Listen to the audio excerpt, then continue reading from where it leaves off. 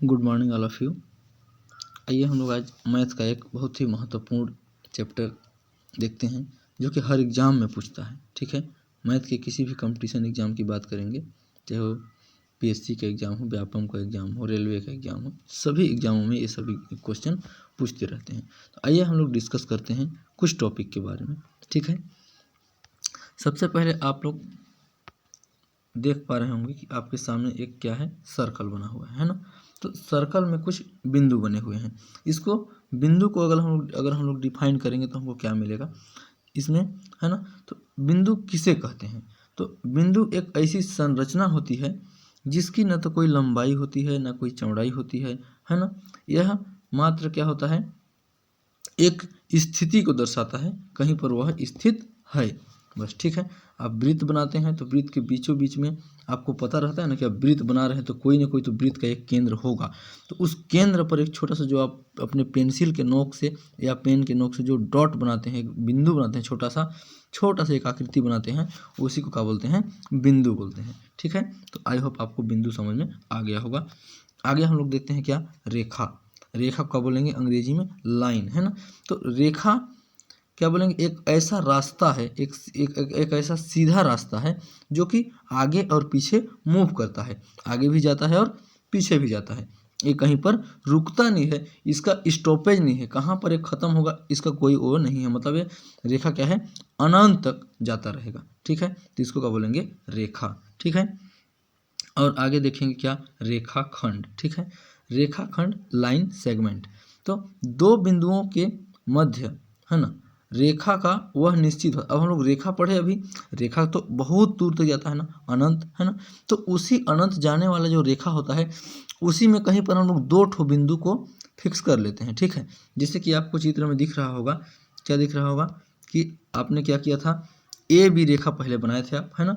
आपने क्या किया था, पहले आप ए बी एक रेखा बनाए थे, ये बहुत दूर तक जा रहा था, है ना, तो ये रेखा था, है ना। अब हम लोग को क्या करना है, यहाँ पर देखिए उसी ए बी को हम लोग यहाँ पर बना लिए हैं, ए देखिए ये दिख रहा है।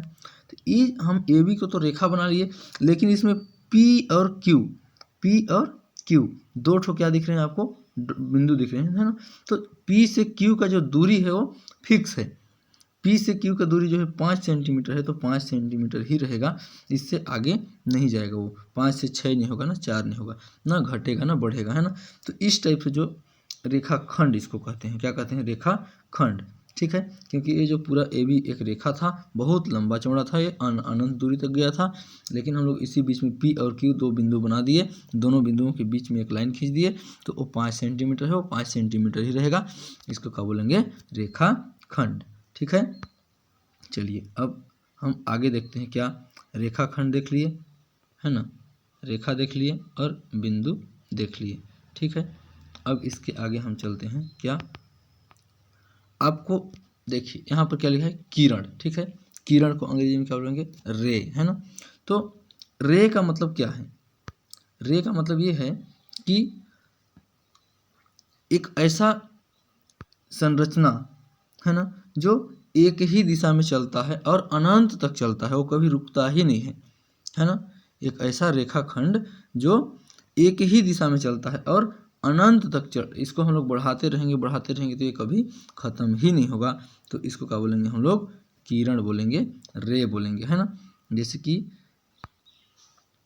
ये आपको दिख रहा है, ये भी बन रहा है ना, ये भी एक रे है, ये आगे कंटिन्यू ऐसे जाते रहेगा, बहुत दूर तक जाएगा, कहाँ तक जाएगा इसका कोई स्टॉपेज नहीं है, इसका कोई रुकने का ठिकाना ही नहीं है। तो इसको क्या बोलेंगे, किरण बोलेंगे। ठीक है, क्या बोलेंगे, इसको किरण बोलेंगे, है ना। यहाँ पर आपको चित्र में भी दिख रहा होगा, क्या दिख रहा होगा कि एक किरण यहाँ पर ये बना हुआ है, एक्स वाई रेखा बना हुआ है और इसमें ये आगे की ओर कंटिन्यू बढ़ रहा है। ठीक है, इसको क्या बोलेंगे, किरण। ठीक है, चलिए अब आगे हम क्या देखते हैं, आगे देखते हैं समानांतर रेखाएं। समानांतर रेखाएं, इसको हिंदी में क्या बोलते हैं, हिंदी में क्या बोलेंगे इसको, अंग्रेजी में पैरेलल लाइन, पैरेलल लाइन। ठीक है, तो इसमें आप देखेंगे क्या देखने को मिलेगा आपको कि सरल रेखाएं जो एक दूसरे को नहीं काटती हैं। मतलब इसका कहने का ये है कि आपको दो ठो लाइन यहाँ पर दिख रहा होगा, एक ठो ये दिख रहा है आपका क्या, पी क्यू दिख रहा है, और उसके नीचे एक्स वाई भी दिख रहा है ना, वॉक एक्स वाई भी दिख रहा है, ये एक्स वाई है और ऊपर में पी क्यू है ना।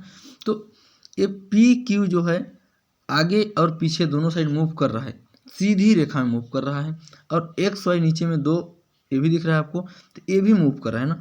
लेकिन इसका शर्त ये है कि ये कभी मिलेंगे नहीं एक दूसरे से, पी क्यू एक्स वाई को कहीं पर भी टच नहीं करेगा, और पी और क्यू के बीच का यहाँ पर जो डिस्टेंस है वही डिस्टेंस यहाँ पर भी रहेगा। मतलब कितना भी दूर दोनों रेखाओं को ले जाओ, उनके बीच का जो डिस्टेंस है वो उतना ही रहेगा, दूरी उतना ही रहेगा।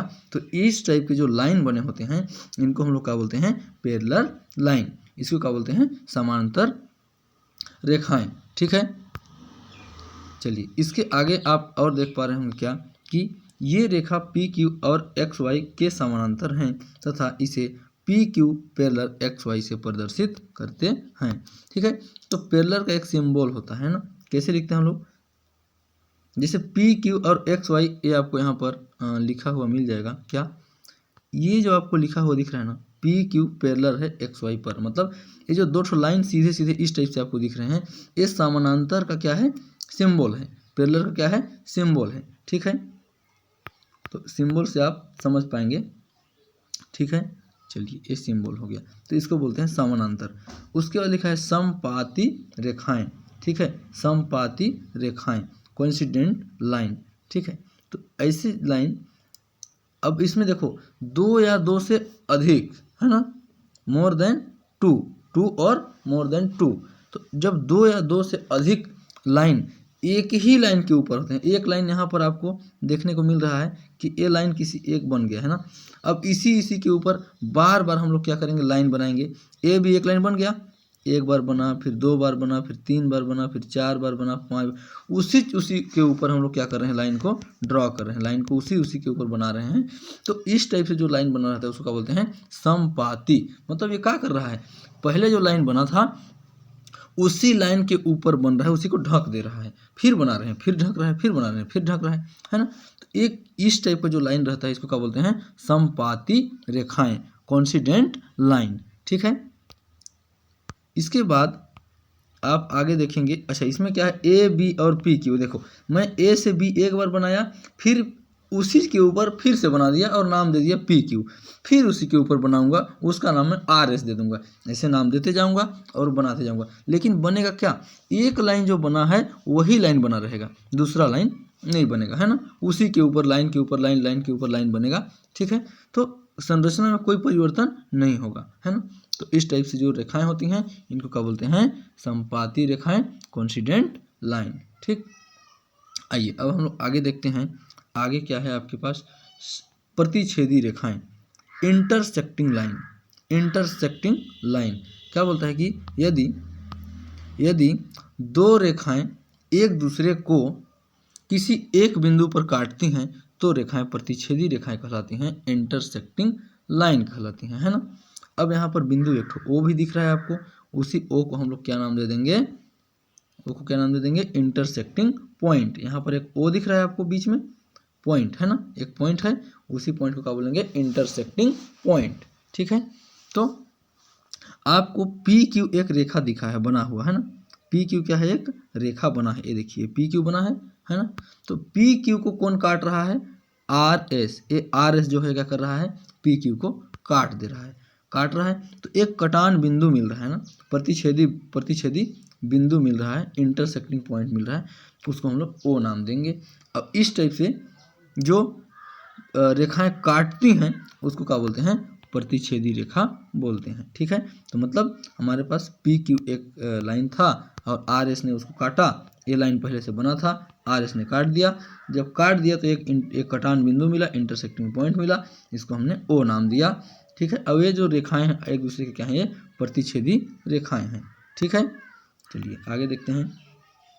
संगामी रेखाएं, देखिए ये क्या है, संगामी रेखाएं। ठीक है, तो संगामी रेखाएं जो होती हैं इसमें जब दो या दो से अधिक रेखाएं एक दूसरे दो या दो से अधिक रेखाएं क्या करती हैं, एक बिंदु पर क्या करती हैं, मिलती हैं, आके एक दूसरे को काटती हैं, है ना।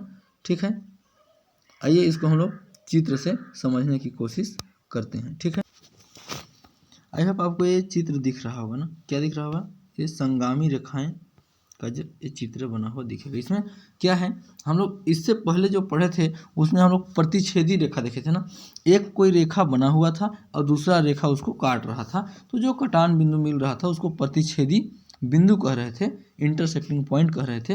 लेकिन यहाँ पर संगामी रेखाएं कह रहा है, क्या बोल रहा है, संगामी, कॉन्करेंट लाइन, कॉन्करेंट लाइन। जब दो या दो से अधिक रेखाएं किसी एक ही बिंदु पर मिलती हैं तो उन्हें क्या कहते हैं, संगामी रेखाएं कहते हैं। जैसे कि यहाँ पर आप फिगर दिख रहा होगा आपको, ठीक है, इसमें क्या दिख रहा है कि A B C D E F G H, ये सब क्या हैं, रेखाएं हैं। अब ए क्या कर रहा है, ए आगे निकल रहा है तो यहाँ पर जाके मिल रहा है, बी जा रहा है, ये भी मिल रहा है, सी भी मिल रहा है, डी भी मिल रहा है, ई भी मिल रहा है, एफ भी मिल रहा है, ई भी मिल रहा है ना। ये सभी कहाँ पर जाके मिल रही हैं, बिंदु ओ पर मिल रही हैं, है ना, बिंदु ओ पर मिल रहे हैं। ठीक है, तो इसको हम लोग अगर रेखा का हम क्या कर देते हैं, ए से ई डायरेक्ट, अगर यहाँ से यहाँ चला जाए, ए से, है ना, बी से एफ, ऐसे करके ऐसे करके ऐसे से, मतलब क्या कर रहे हैं, ये किसी बिंदु पर जा करके एक दूसरे को काट रहे हैं, है ना, काट रहे हैं। जैसे हमारे पास क्या बना हुआ था पहले से, ए और ई, एक लाइन ए बना है, ठीक। अब ए बी से एफ का जो है, ए जाके इसको काट दे रहा है, तो एक बिंदु मिल रहा है, कटान बिंदु, है ना, कटान बिंदु मिल रहा है। लेकिन जब दो से ज़्यादा आ जाते हैं, अब तीसरा आ गया, फिर चौथा आ गया, फिर पांचवा आ जाएगा, बहुत सारे जब आ जाएंगे, दो या दो से अधिक हो जाएंगे, तो इस बिंदु को, इस पॉइंट को क्या नाम दे देंगे, संगामी बिंदु। ठीक है, संगामी बिंदु। अब इन रेखाएं क्या हो जाएंगी, संगामी रेखाएं कहलाएंगी। ठीक है, आई होप आपको संगामी रेखाओं के बारे में समझ में आया होगा। ठीक है, चलिए आगे हम आपको देखते हैं तिर्यक रेखाएं। तिर्यक रेखाएं ऐसी रेखाएं जो दो या दो से अधिक समांतर रेखाओं को काटती हैं, तिर्यक रेखाएं कहलाती हैं। ठीक है, अब देखिए, दो या दो से अधिक रेखाएं, है ना, तो हम लोग क्या करते हैं, दो रेखा बनाते हैं कोई, है ना, तो ये कोई दो रेखा बन गए, ये दोनों क्या है, समानांतर हैं, दो रेखा बन गए, ये समानांतर हैं। एक कोई तीसरा रेखा आ रहा है, ऐसे करके कटाक्ष कर दे रहा है ना, काट दे रहा है। तो इस टाइप से जब काट देते हैं तब ये काटने वाला जो रेखा, ये लास्ट वाला जो रेखा ये बना है आपका, ये वाला क्या है, तिर्यक रेखा है। ठीक है, ये क्या है, तिर्यक रेखा है। ठीक है, अब इसमें क्या होता है, एकांतर कोण, एकांतर कोण क्या होता है, बराबर होता है ना। जैसे यहाँ पर दिया है कोण 1 2 3 4 ऐसे बना है, तो ये चार जो है एकांतर ना, एकांतर को अंग्रेजी में क्या बोलेंगे हम लोग, और वो भी इंटरनल ना, एक्सटीरियर और इंटीरियर, इंटीरियर। तो इस 4 और 5 के बारे में जो बताया है आपको, क्या है, 4 और 5 एंगल के बारे में ना, तो ये एंगल 4 यहाँ पर है और एंगल 5 यहाँ पर है ना, तो एक दूसरे से ये लोग, ये क्या है, एकांतर है, एकांतर है, और इंटीरियर एकांतर है ना, अल्टरनेट एंगल बोलेंगे इसको, क्या बोलेंगे, अल्टरनेट एंगल। तो एंगल 4 और 5 क्या है, इंटीरियर अल्टरनेट एंगल है, और इनका दोनों का मान क्या होगा, बराबर होगा। उसी प्रकार एंगल ए जो होगा आपका, एंगल 1, एंगल 1 को देख लीजिए, और एंगल किसको देख लेते हैं, एंगल 1 और एंगल 8 को अगर हम लोग देखेंगे तो ये भी अल्टरनेट है, लेकिन ये क्या है, एक्सटीरियर अल्टरनेट है। ये क्या है, एक्सटीरियर अल्टरनेट है, मतलब बाह्य एकांतर कोण। पी क्यू और आर एस दोनों के बाहर में जहाँ पर आपका एंगल बन रहा है उसको क्या बोलेंगे, एक्सटीरियर। और पी क्यू और आर एस के अंदर में जैसे 4 3 5 6 ये एंगल जो बन रहे हैं इनको क्या बोलेंगे, इंटीरियर एंगल। ठीक है, तो इन एंगल्स के बारे में आप लोग समझ गए होंगे। ठीक है, थैंक्स फॉर वाचिंग। और वीडियो थोड़ा लंबा हो रहा है तो नेक्स्ट टॉपिक में आगे देखेंगे। Thank you.